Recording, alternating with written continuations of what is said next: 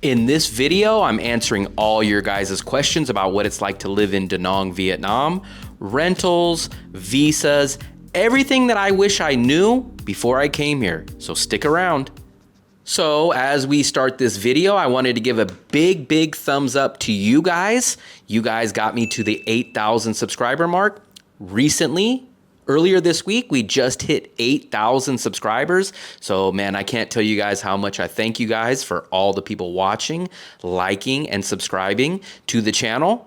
But like I said, in this video, we are going to answer all your guys' questions. If you guys want any of your questions answered in a future Q&A session, go ahead and either drop a comment in the comment section below here, go ahead and send me an email, or post a comment on any of the videos, and I do read every one of your guys' comments, and I will try to include them on a future Q&A upcoming video. So enough small talk, let's get straight into the very first question of the video.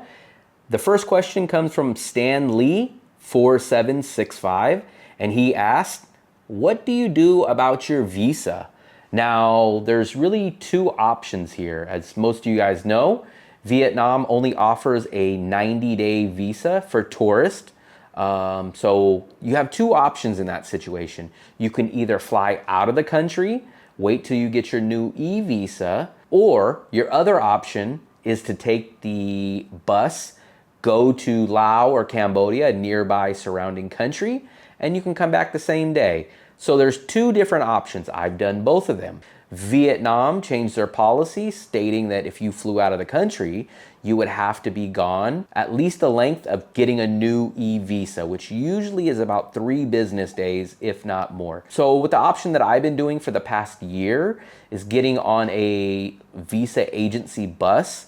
And basically we jump on the bus about 6 o'clock in the morning, and then I get back at 6 p.m. roughly. So it's about a 12-hour day, but you do come back the same day. You start in the morning, you get back at night. No waiting 3 to 5 business days to get your new visa. It's all taken care of on that same day. So in my opinion, if you guys want to go out of the country for a few days, then you do the flight. If you need to come back that same day, you do the bus visa run.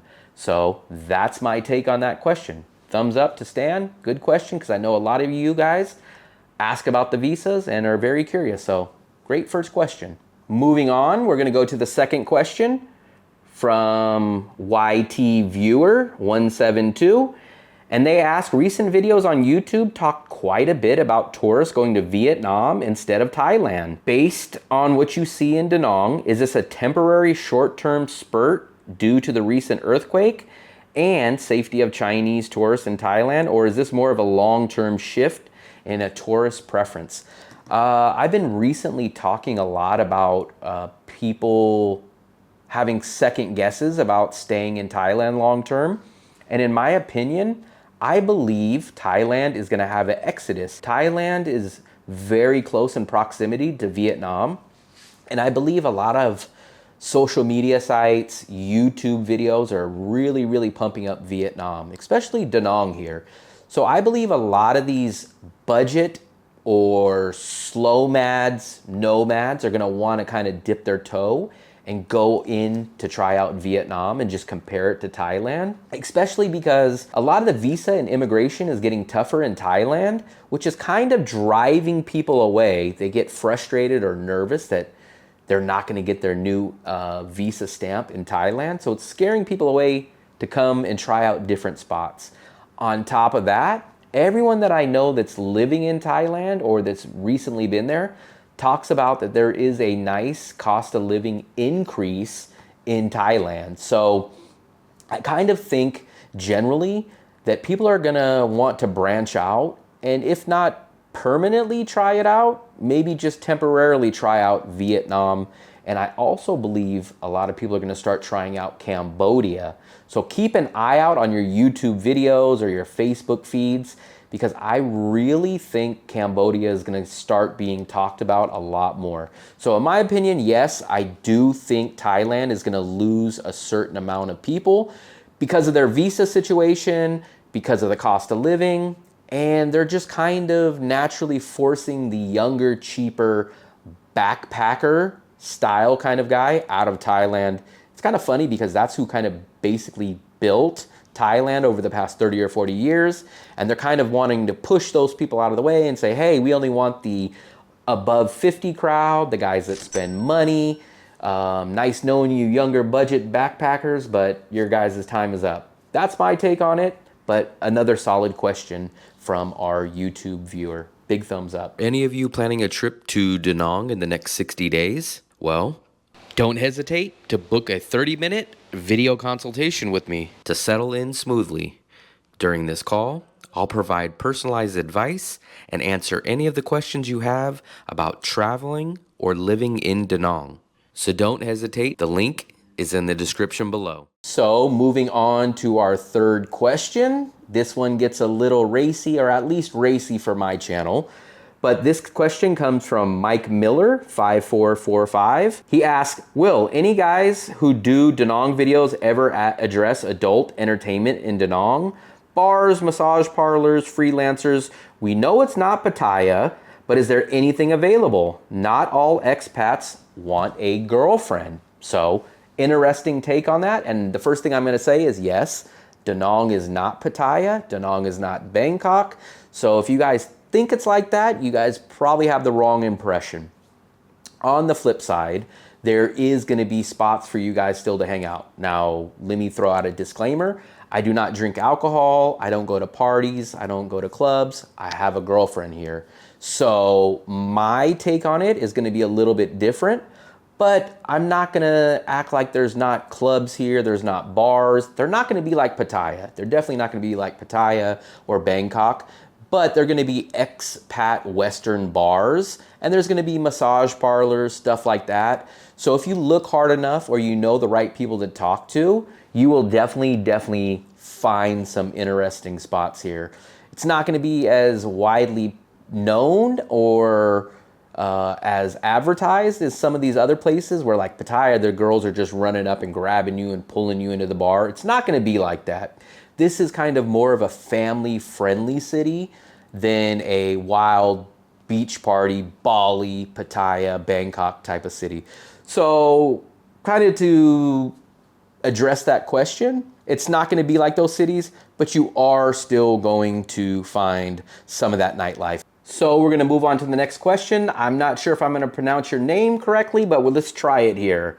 Xvardania, I think that's how you pronounce it. If I'm wrong, please don't shoot me. They ask, which app are you using to translate Vietnamese/English in real time with voiceover? And it's very simple. It's Google Translate. Google Translate I've used for multiple years, and it's a great app. Not only can you type it in and ask your question, but you can hit the microphone button down here at the bottom and you can speak into it. So it makes it a lot quicker if you hit this microphone button and you just say like, hey, for example, you're at a restaurant and you say, hey, can I order the chicken with rice? Instead of typing it in, I just hit the microphone button, I speak into the microphone and it pulls it up. And 99.9% of the time, it gets it accurate. On the flip side, you can also switch the language down here at the bottom, and then you can have the waiter, the landlord, whoever you're speaking to, you can have them speak in Vietnamese and directly speak into the microphone, and their answer will come up pretty quickly too.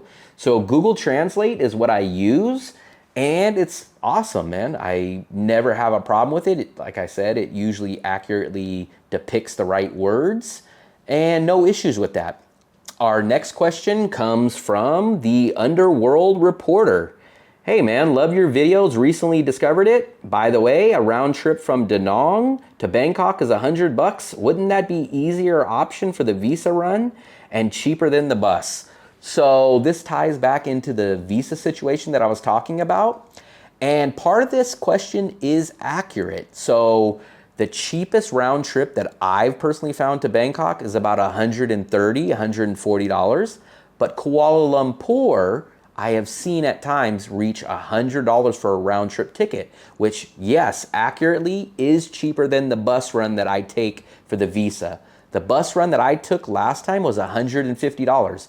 So yes, it's technically cheaper, but this person is not factoring in the extra cost. So the extra costs come in renting a hotel for at least 3 business days, sometimes 4, sometimes 5. It could be longer depending on if there's a holiday or if it lands on a weekend that you're applying for your e-visa. So I don't think they're taking into account those costs, because when you calculate 3 to 5 days of a hotel, even at $20 or $25 a day, you're almost at the point of paying more than the bus visa run. And this is not including your Grab or your taxi from the airport, and then your Grab or taxi back, your food, whatever else cost that you have there. So technically the tickets are cheaper, but that you have to be out of the country until you get your new e-visa ends up driving the cost of that route more expensive than the bus run. So guys, speaking of accommodations, I just recently put out a 20+ page travel guide to anyone that's coming here in Da Nang, Vietnam. It is listed on my YouTube page. It's just packed filled with tons and tons of great information. Everything from visa information, rental accommodations, how to navigate the cities, whether you should use Grab, whether you should use InDrive, best restaurants, best ATMs, how to convert your money. So there's just everything covered in that travel e-guide. So I highly, highly recommend you guys check that out. It's an awesome reference. It will basically catch you guys up to speed. You guys will feel like you've been here for well over a month or 2, hitting the ground, running, if you get that guide and come here to Da Nang. So shameless plug, but I really think a lot of you guys can get some great value out of that travel guide. It's on the YouTube main page. Go check it out. So our next question comes from our buddy Jet Lee 9536, and they ask, is it safe? What's the street crime like? So that's kind of a untalked about benefit here. I mention it, but I don't think it gets enough credit. The crime here is very, very low. I've lived here for over 1.5 years, and I never hear about crime. I don't hear about people being robbed. I don't hear about break-ins. I don't hear about any of that stuff. Now, I'm sure there probably is some of that. I just personally don't hear about it. No one tells me about it. I don't see it on Facebook. So I'm sure there's some version of that going on here, but it's very, very minuscule. The biggest crime that I hear about here is usually someone's scooter helmet being stolen, because they will leave their scooter helmet on their seat and then go about their business. Still, people do it. They leave it on their seat, and we do see Facebook posts, and sometimes they'll come back and leave a Facebook post and say, hey man, someone stole my helmet. But to be fair, that would happen easily in the United States or most of the Western countries. If you left something, even a helmet, if you left any kind of thing sitting on your motorbike, I guarantee you in my city or in my area, it would be gone by the time you get back. So it's kind of surprising to me that these helmets don't come up missing more. So now we're getting into a little bit more about myself in the next question. Tim and Go 6652 asks, what do you do for a living? You're too young to be retired, I guess. Yes, I am too young to be retired. I don't know if I am extremely young. I just turned 43. I have a very interesting story, a story that I would probably not recommend to anybody else, because I stress the fact, don't leave the country unless you have some kind of guaranteed income, whether that's retirement, a rental property, an online job, something like that. I didn't listen to my own advice. I decided when I was back in the USA, I was so fed up with the USA. I was so tired of cost of living. I was so tired of the politics. I was tired of a lot of things in the USA. And I told myself, I said, once I save up 1 year of cost of living in Vietnam, what it cost to live in Vietnam basically for 1 year, I was gonna get out of the USA. At this time, I only had about 400 YouTube subscribers. Nowhere near monetization. It was the furthest thing from my mind of being monetized, but I knew I wanted to leave the USA.